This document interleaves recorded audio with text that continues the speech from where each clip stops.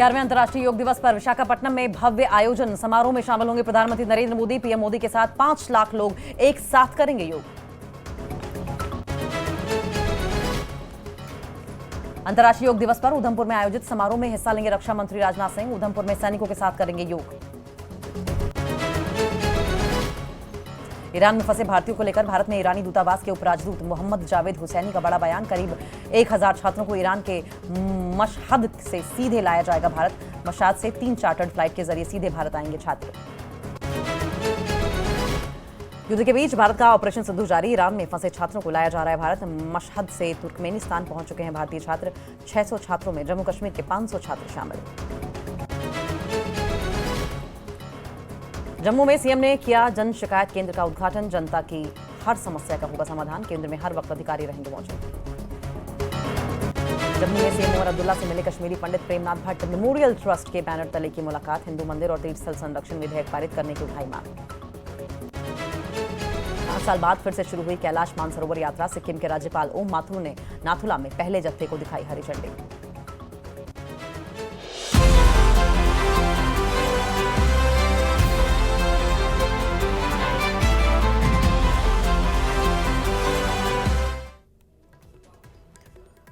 नमस्कार, मैं हूं आपके साथ अंकिता दुबे। बुलेटिन की शुरुआत करेंगे, लेकिन सबसे पहले बात कर लेंगे इस वक्त की बड़ी अपडेट की। ईरान में फंसे भारतीयों को लेकर भारत में ईरानी दूतावास के उपराजदूत मोहम्मद जावेद हुसैनी का बड़ा बयान सामने आया है। उन्होंने कहा कि करीब 1000 छात्रों को ईरान के मशहद से सीधे भारत लाया जाएगा। मशहद से 3 चार्टर्ड फ्लाइट के जरिए छात्र सीधे भारत आएंगे। उन्होंने बताया कि ईरान में करीब 10,000 भारतीय मौजूद हैं। We are in a close contact with the MEA, Minister of Foreign Affairs in Tehran, and your embassy in Tehran, Indian embassy. Before coming here, I was just actually making the kind of arrangement for safe evacuation of some Indian nationals. To tell you, the first flight will land tonight in the Delhi airport. And there would be more 2 flights we are arranging for the safe passage of Indian who wants to via air or via road to the third countries or directly from Iran to here.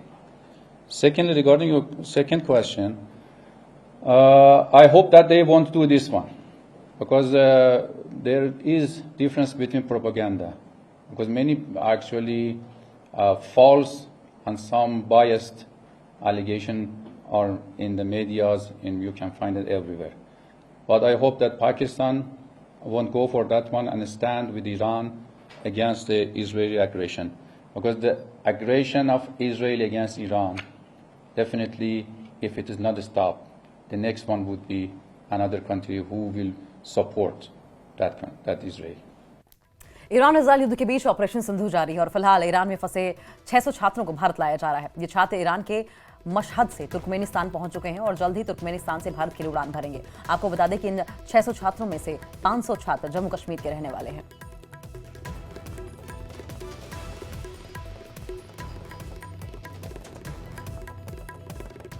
Iran में फंसे कश्मीरी छात्र दिल्ली से सीधा अपने घर पहुंच गए हैं। गुरुवार को इन स्टूडेंट्स को लेकर स्लीपर बस रवाना हुई थी जो आज छात्रों को लेकर श्रीनगर पहुंचने वाली थी। श्रीनगर में टूरिस्ट रिसेप्शन सेंटर पर इन छात्रों को पहुंचना था, लेकिन श्रीनगर न जाकर ये छात्र सीधे अपने अपने घर पहुंच चुके हैं। गुरुवार को बस के जरिए 35 छात्र दिल्ली से रवाना हुए थे।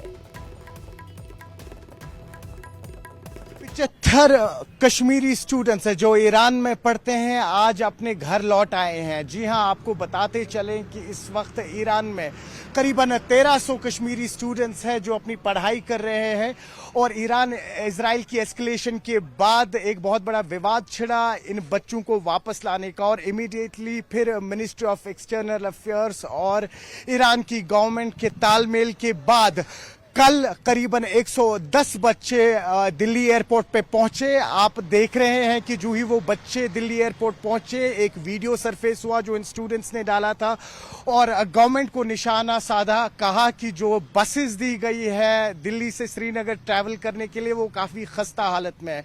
उसके तुरंत बाद ही सीएम उमर अब्दुल्ला ने एक्स पे पोस्ट किया और कहा कि रेसिडेंट कमिश्नर जो दिल्ली में बैठते हैं उनको हमने इंस्ट्रक्शंस दिए हैं और बच्चों के लिए लग्जरी बसेस का अरेंजमेंट हुआ। उसके बाद करीबन 18 घंटे का सफर तय करने के बाद ये उम्मीद की जा रही थी कि एडमिनिस्ट्रेशन या जम्मू कश्मीर गवर्नमेंट की तरफ से आज श्रीनगर के टूरिस्ट रिसेप्शन सेंटर पे एक वार्म वेलकम दिया जाएगा, लेकिन करीबन सुबह 5 बजे से अभी तक इंतजार चल रहा है, लेकिन बच्चे यहां टीआरसी नहीं पहुंचे और बाद में पता लगा कि एक एक करके बच्चों को जहां जहां पे वो रहते हैं उनके घरों के पास उतार दिया गया है, भले फिर वो साउथ कश्मीर हो या सेंट्रल कश्मीर हो, और वो बस श्रीनगर के टीआरसी पे नहीं पहुंची।